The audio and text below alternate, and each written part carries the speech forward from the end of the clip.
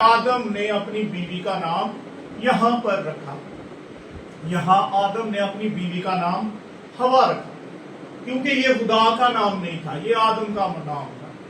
خدا نے ان کو ایک ہی نام دیا تھا کہ یہ دونوں کیا ہیں؟ یہ دونوں انسان ہیں، یہ دونوں آدم ہیں۔ آدم نے اپنی بیوی کو نام دیا کہ یہ ہوا ہے، اور یہاں پر اس کا ذکر ہمیں نظر آتا ہے۔ پھر آگے تھوڑا سا بڑھے تو خدا نے ان کی ضرورت دیکھی، ان کی شرمندگی، ان کے پاس کچھ نہیں اپنے آپ کو ڈانپنے کے لیے۔ آگے موسم ہے، سردی ہے، گرمی ہے، یہ بہت اچھے سے باغ میں تو رہ رہے ہیں، باہر کیڑے ہیں، باہر گرمی ہے، ہوائیں ہیں، سردی ہے۔ اب ان کو دنیا جہان کا سامنا کرنا پڑے گا، موسموں کا، ہواؤں کا۔ اب ان کو یہ جو لگیاں ہیں پتوں کی، یہ انہیں نہیں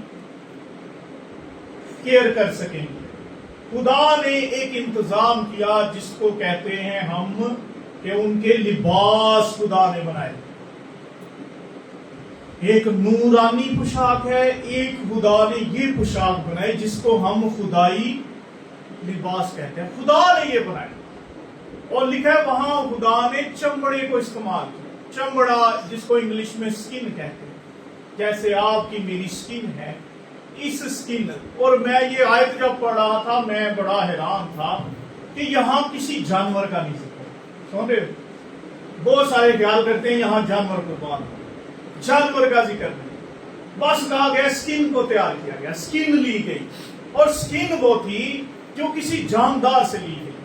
اور اس کا ذکر ہمیں آگے جا کے ملتا ہے کہ خداوند فرماتے ہیں کہ یہ ہماری طرح ایک میں سے ایک ہو گیا ہے، اسے نیک و بد کی پہچان کا پتہ چل چکا ہے۔ اس سے پہلے نیک و بد کی پہچان کا پتہ کسے تھا؟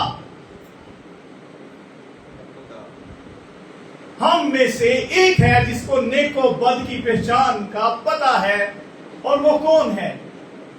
پھر مکاشفہ کی کتاب میں اس کا راز کھلتا ہے۔ مکاشفہ 3 باب کی 18 آیت میں لکھا ہے، میں نے ان کے نام برا کی کتاب حیات میں دیکھے، اور وہ برا جو اصل سے قربان کیا ہوا برا ہے، میں نے اس کی کتاب میں ان کے نام لکھے۔ وہ برا کب سے قربان ہے؟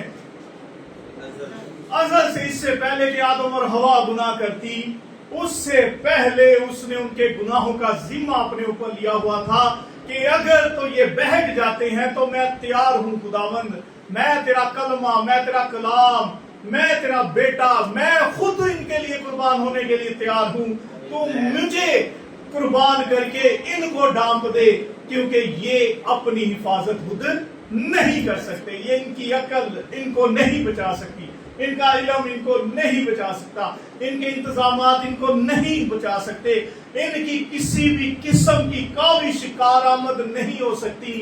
تو مجھے لے اور ان کے لیے قربان کر دے۔ اور مکاشفہ یہاں پر جو 13 باب کی 8 آیت ہے، وہاں پر لکھا ہے وہ جو کرتے کبھی پہنے گئے تھے، وہ جو قربانی کی گئی تھی، وہ اصل سے قربان ہوئے بنے کی طرف سے تھی کہ اس نے اپنا آپ تب ہی ان کے نام کر دیا۔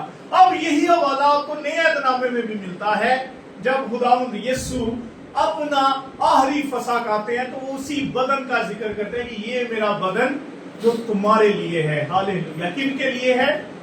تمہارے لیے۔ یہی میرا بدن تمہارے لیے، اوتھے بھی تواڈے لیے سی، ایتھے بھی تواڈے لیے۔ مکاشفہ کہندا ہے ایتھے بھی تواڈے لیے۔ آمین۔ آمین۔ یہ ہے وہ الہی لباس، یہ ہے وہ الہی لباس۔ اب میں جب لباس پر غور کر رہا تھا تو میں دیکھ رہا تھا کہ ہم اس کی مثال بڑی آسانی سے سیکھ سکتے ہیں۔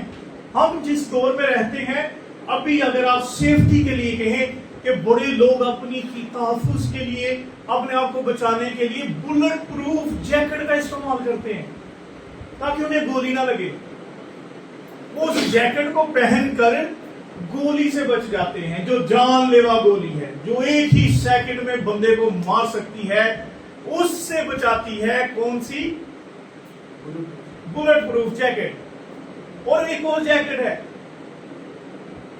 وہ کہتے ہیں لائف جیکٹ، جو ہم جب دیکھتے ہیں لوگ تیرتے ہیں نا، ہاں، تو وہ وہاں پر پہنتے ہیں کہ وہ جیکٹ پہنتے ہیں، وہ ڈوب نہیں سکتے، وہ بھی مرن تو بچاندی ہے بھی مرن تو بچاندی۔ اور دونوں کا کام یہ ہے کہ آپ دونوں کو پہنو گے تو یہ اپنا فنکشن کر سکیں گے.